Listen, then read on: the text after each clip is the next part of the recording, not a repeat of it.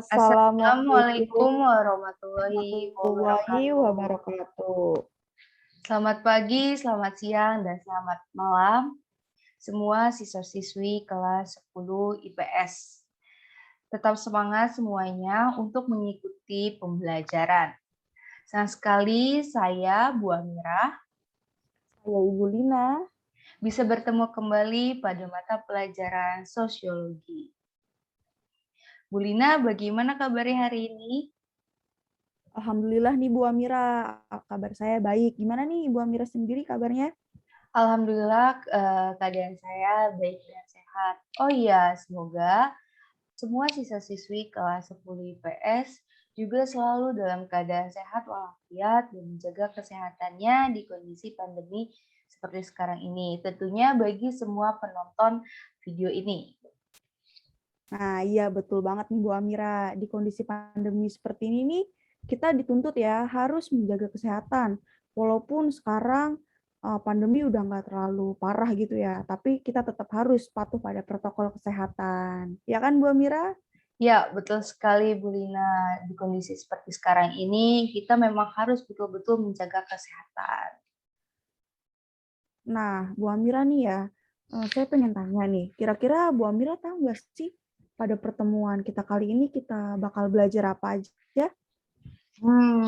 Pada pertemuan kali ini itu kita akan membahas beberapa materi nih yang ada di dalam KDT 2 mengenai pertama itu ada keteraturan sosial, kedua proses terbentuknya keteraturan sosial, ketiga ada lembaga sosial, keempat ada proses pertumbuhan lembaga sosial, yang kelima itu ada mengidentifikasi karakteristik lembaga sosial.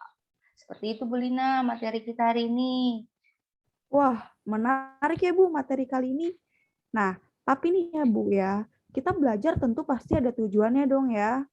Nah, gini nih seluruh siswa-siswi kelas 10 IPS, tujuan pembelajaran kita kali ini yang pertama itu ya, kalian mampu menjelaskan apa itu keteraturan sosial.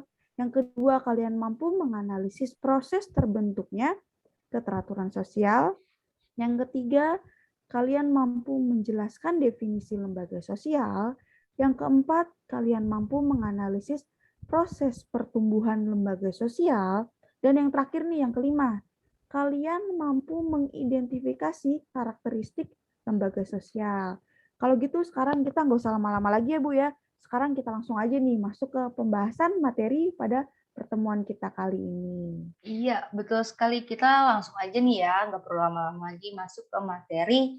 Yang pertama nih, yang pertama itu kita akan membahas apa itu keteraturan sosial. Kira-kira Bu Lina tahu nggak sih apa itu keteraturan sosial?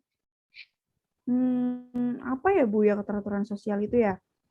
Coba deh Ibu Amira jelasin apa sih itu keteraturan sosial biar anak-anak kelas siswa-siswi 10 IPS juga tahu nih apa itu keteraturan sosial. Iya, boleh sekali nih Bu Lina. Baik, akan saya jelaskan nih ya. Jadi keteraturan sosial itu merupakan suatu hubungan yang selaras dan serasi antara interaksi sosial, nilai sosial, dan norma sosial. Artinya, hak dan kewajiban itu direalisasikan atau diwujudkan dengan nilai dan norma atau tata aturan yang berlaku. Nah, keteraturan sosial itu bukanlah suatu keadaan yang statis atau tetap gitu. Karena pada dasarnya kita sebagai individu dalam masyarakat itu bersifat dinamis. Oleh karena itu, keteraturan sosial itu harus senantiasa diusahakan. Jadi, keteraturan sosial itu juga dapat diartikan sebagai suatu kondisi di mana sendi-sendi kehidupan di dalam masyarakat berjalan secara tertib dan teratur sehingga tujuan kehidupan bermasyarakat dapat tercapai. Nah, keteraturan sosial itu terbentuk karena adanya proses sosial yang dinamakan dengan konformitas.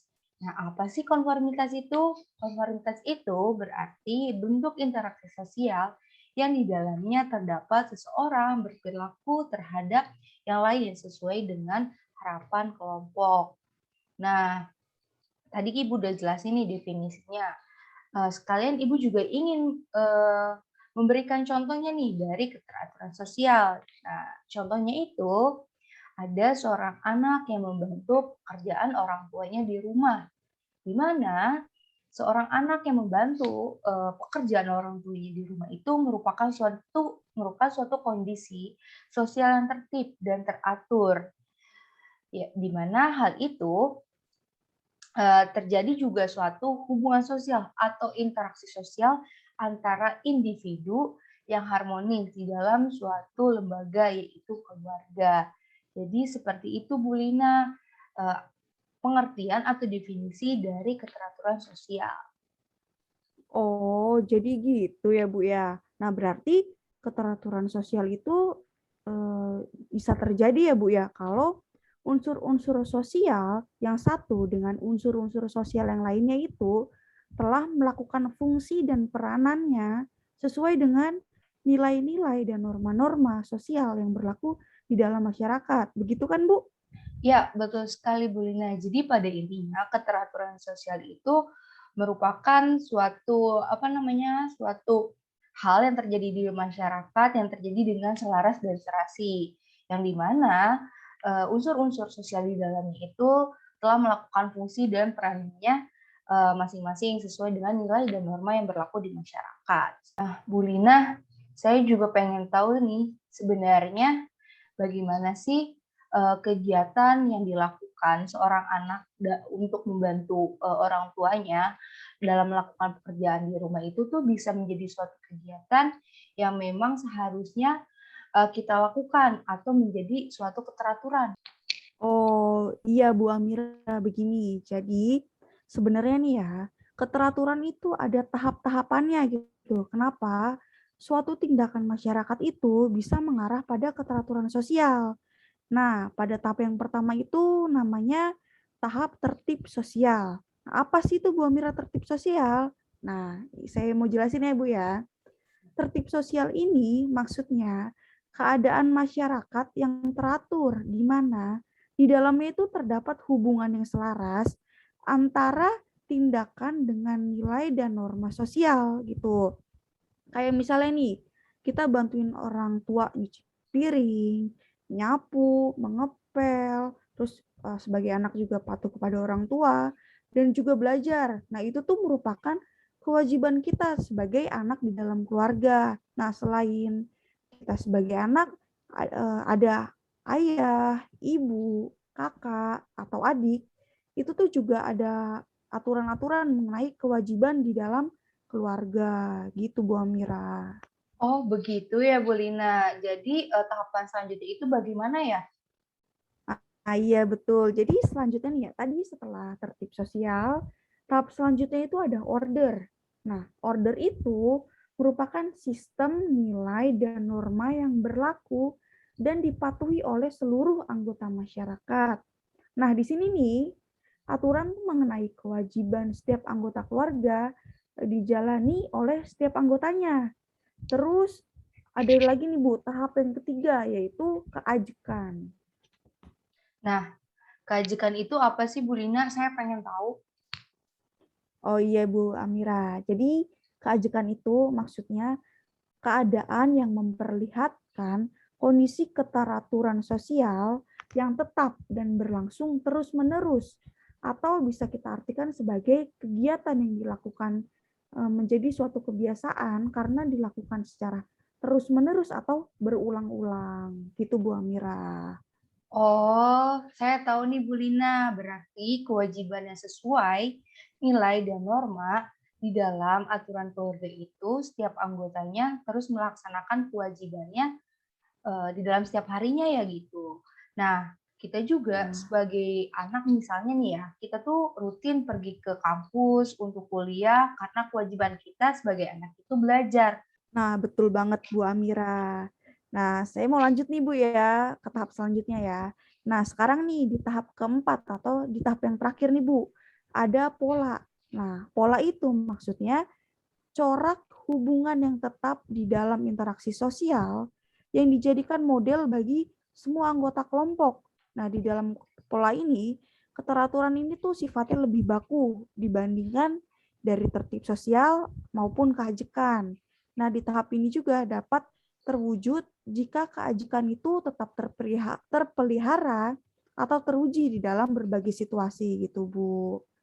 Oh, jadi di tahap kewajiban, kita yang sudah menjadi kebiasaan ini itu dapat dijadikan bentuk yang tetap gitu ya? Nah, di mana di dalam di mana di dalam seluruh keluarga, bahkan di keluarga tersebut di seluruh keluarga tersebut tuh semuanya itu sama ya? Bukan begitu? Nah iya begitu Bu Amira. Nah jadi nih ya Bu ya, kalau kita rangkai nih, maka proses terbentuknya keteraturan sosial itu jika konteksnya di dalam kehidupan masyarakat ya.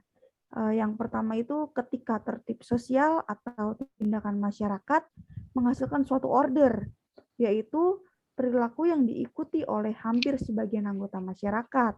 Nah selanjutnya, order itu menjadi keajekan di dalam masyarakat. Nah, keajekan dalam perilaku tersebut pada perkembangan selanjutnya menjadi pola sehingga terwujudnya suatu keteraturan sosial di dalam masyarakat.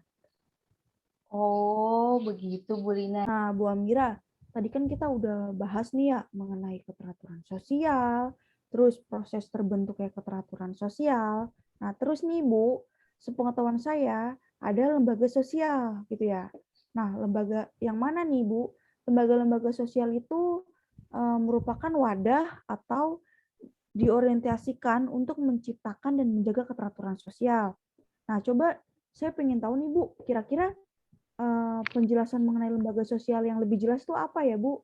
Coba Ibu Amira tolong bisa jelaskan kepada saya.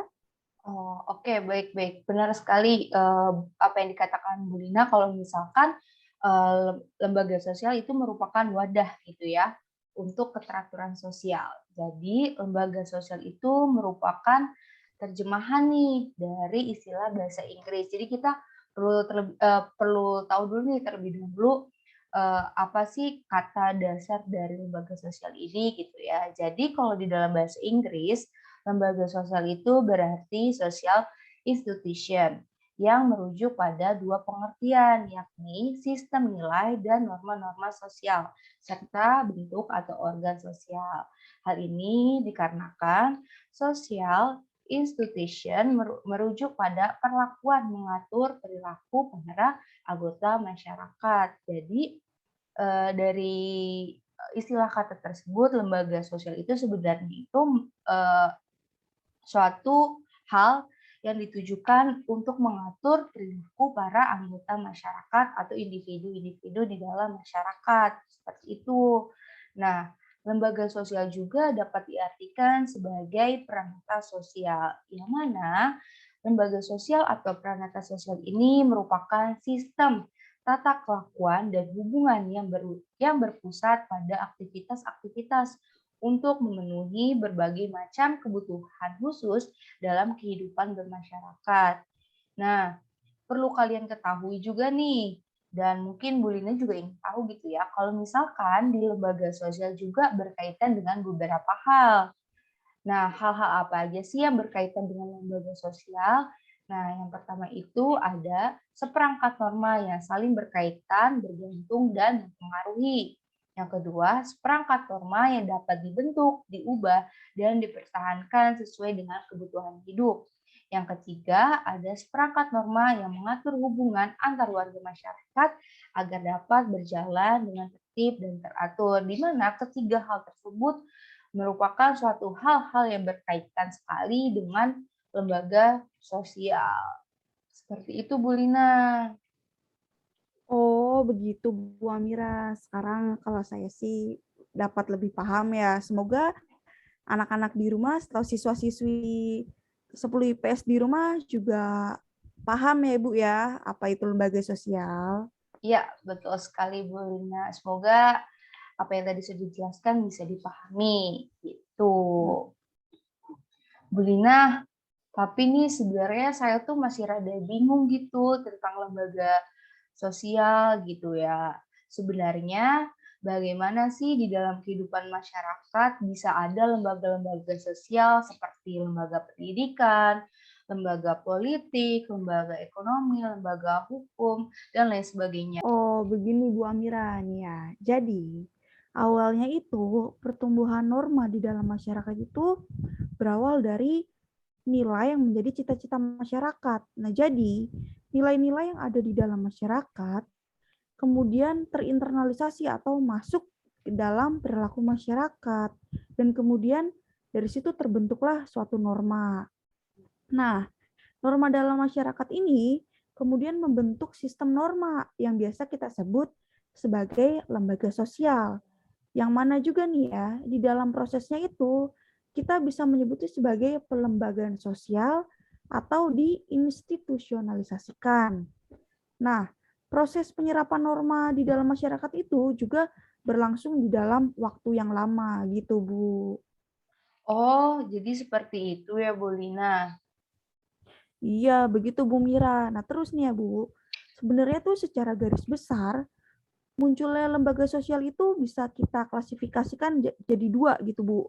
Yang pertama ada yang tidak direncanakan, dan yang kedua itu ada yang direncanakan. Oh, begitu. Saya bisa menjelaskan nih, Bu, tentang lembaga sosial. Ya, Yang coba pertama, Kak Ibu Mira. Ya, jadi coba kan Ibu. tadi ada yang tidak direncanakan dan direncanakan. Saya ingin mencoba yang menjelaskan yang tidak direncanakan. Oke, Jadi, boleh. lembaga sosial yang tidak direncanakan itu maksudnya adalah lembaga sosial ini lahir secara bertahap di dalam kehidupan sehari-hari, yakni tentunya di dalam masyarakat, gitu. Nah, di mana hal itu biasanya terjadi ketika manusia dihadapkan pada masalah-masalah yang berhubungan dengan pemenuhan kebutuhan hidupnya. Betul gak ya, Bu Lina? Nah, betul banget Bu Amira. Nih, saya mau kasih contohnya ya Bu ya. Nah, Boleh? misalnya begini Bu. Di dalam kehidupan kita ini kan ada lembaga yang mengurusi masalah ekonomi ya Bu. Atau kita Ya, sebutnya itu sebagai lembaga bagus. ekonomi ya. Nah, di dalam kehidupan ini nih, awalnya itu kita kan mengenal dalam bertransaksi itu ada sistem barter gitu ya Bu ya. Atau Ya. pertukaran barang. Nah, lalu nih sistem barter ini tuh udah nggak efisien gitu, udah nggak zaman gitu di masa sekarang ini nih. Nah, makanya muncullah alat pembayaran yang namanya uang gitu ya. Nah, uang ini berguna untuk mendapatkan barang yang kita inginkan. Nah, jadi ini perubahan alat pembayaran ini tuh tidak direncanakan, tetapi berubah karena perkembangan zaman. Makanya muncul lembaga ekonomi yang mengurus masalah perdagangan atau perekonomian di dalam masyarakat. Nah, oh iya Bu ya, ini satu lagi nih Bu. Tadi kan Ibu Amira udah nyoba jelasin yang lembaga sosial yang Yang tidak tidak direncanakan ya. direncanakan. Iya. Nah, sekarang saya nih Bu, lembaga sosial yang direncanakan. Nah, apa sih itu lembaga sosial yang direncanakan?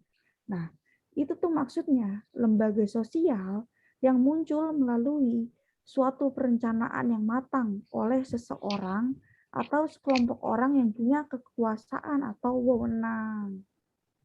Tuh, Bu. Hmm, jadi saya tahu nih sekarang nih Bu Lina. Boleh nggak sih saya kasih contoh? Oh, boleh dong, masa nggak boleh? Oke deh, saya coba kasih contoh ya. Jadi di dalam Iya, Bu. masyarakat pedesaan, jadi di dalam masyarakat pedesaan dan perkotaan terjadi masalah mengenai penurunan pendapatan, di mana hal itu dikarenakan lahan usaha dan lahan pertanian yang kurang memadai sehingga terjadi usaha atau rencana dari pemerintah untuk meningkatkan kesejahteraan masyarakat itu tuh dibentuk lembaga Kementerian Desa, Pembangunan Daerah Tertinggal, dan Transmigrasi untuk mengurusi cara mewujudkan kesejahteraan masyarakat. Betul gak ya contoh yang saya kasih, Ih, Bu Lina? betul Bu, mantap Bu, mantap banget, betul. Iya dong, Bu Lina. Tadi Bu Lina tuh soalnya menjelaskan itu sangat jelas dan mudah dipahami. Jadi saya tuh jadi bisa ngasih contoh juga nih, Bu Lina. Oh iya, ngomong-ngomong tadi kan udah ada proses pertumbuhannya, terus udah dijelaskan juga apa itu lembaga sosialnya. Ternyata lembaga sosial juga mempunyai ciri-ciri atau karakteristik juga loh, Bu Lina. Nah, iya betul Bu Amira. Nah, coba sekarang kita saling melengkapi ya Bu ya, mengenai karakteristik lembaga sosial yang kita pahami nih Bu ya. Boleh, Bu Lina. Gimana kalau Bu Lina duluan? Oke, saya duluan ya. Saya pengen menjelasin karakteristik yang pertama itu ada lembaga sosial itu memiliki simbol sendiri. Maksudnya itu, di setiap lembaga sosial itu memiliki simbol tersendiri yang berguna untuk menandai suatu kekhasan atau ciri khusus dari setiap jenis-jenis lembaga sosial. Nah, makanya setiap lembaga sosial yang ada ini punya simbol atau lambang tersendiri untuk memberi identitas gitu. Contohnya ini Bu nih, kayak gini. Kelihatan kan Bu? Nah, Iya, di kelihatan sini ada Bulina. ada contohnya ada lembaga politik gitu ya. Nah, simbol benderanya kayak PDI. PDI itu simbolnya ada kepala banteng. Lalu yang kedua ada misalnya di sini lembaga politik dari Golkar.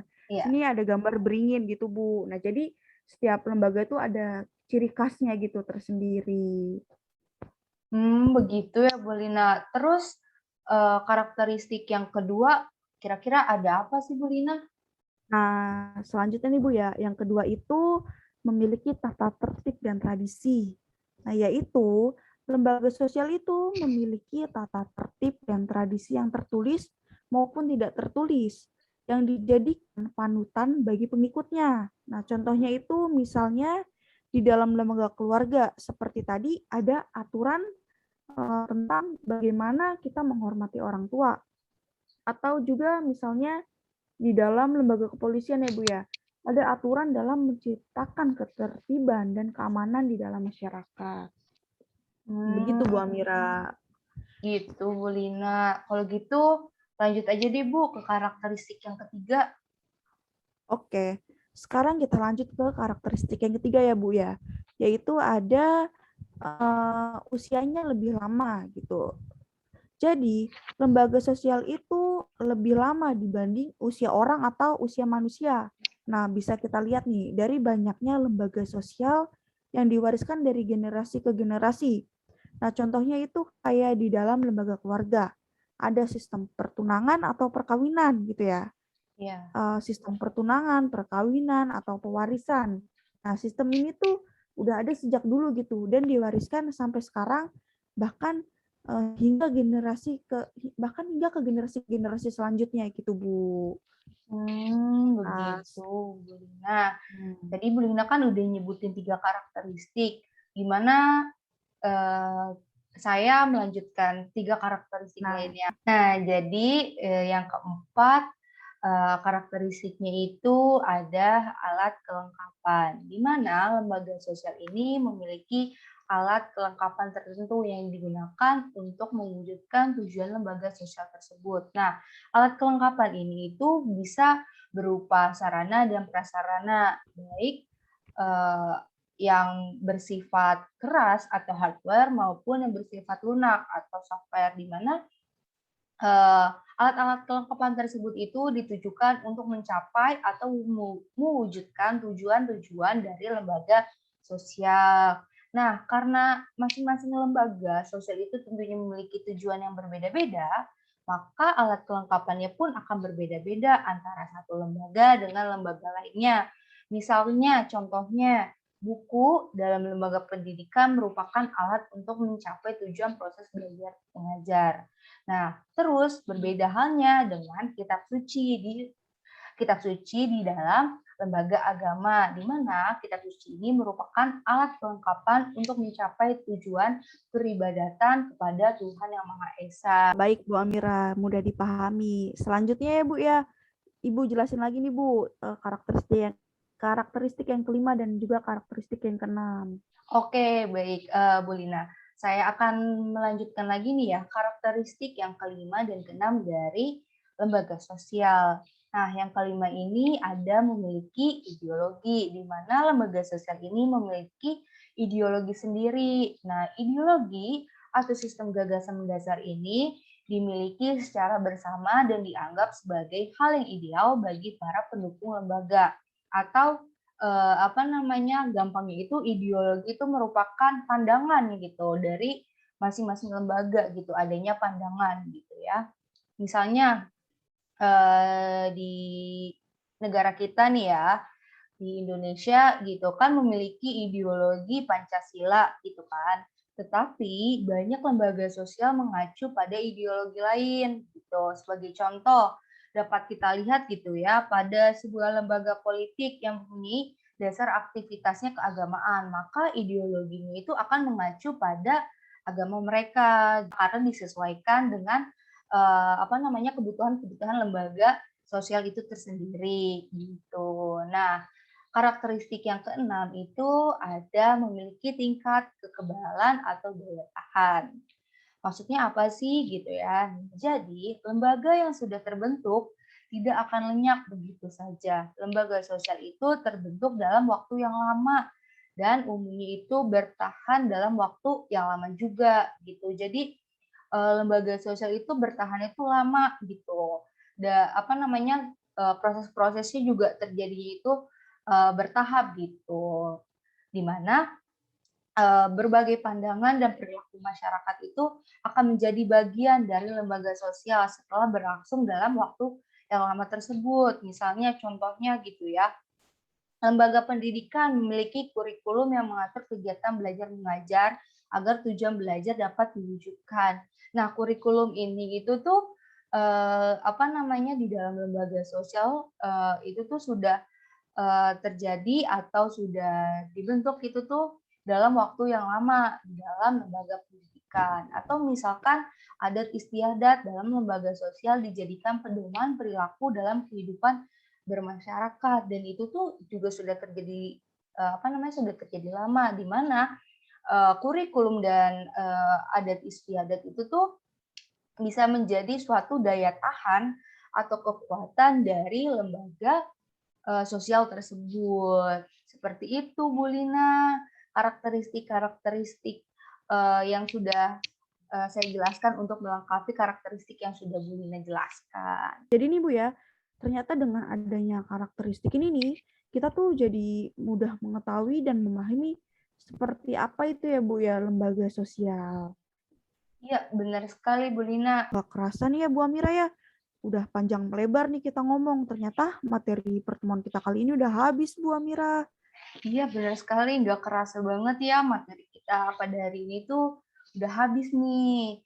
Dengan demikian, pembahasan materi pada pertemuan hari ini atau pertemuan ke-10 nih sudah habis gitu. Bagi kalian siswa-siswi kelas 10 yang mungkin masih kurang paham atau masih bingung dengan apa yang sudah Ibu jelaskan dengan Ibu Lina, nantinya bisa ditanyakan atau didiskusikan di WhatsApp grup ya. Terima kasih siswa-siswi kelas 10 IPS yang sudah mendengarkan podcast sosiologi kelas 10 IPS ini, dan terima kasih juga bagi para penonton yang sudah mendengarkan podcast sosiologi kita. Gitu. Oke Bu Amira ya, kurang lebihnya dari kita ya Bu. Mohon maaf kalau ada yang salah kata atau kurang berkenan di hati kalian, mohon dimaafkan gitu ya. Ya. Ayo Bu, kita tutup. Wassalamualaikum Wassalamualaikum warahmatullahi warahmatullahi wabarakatuh.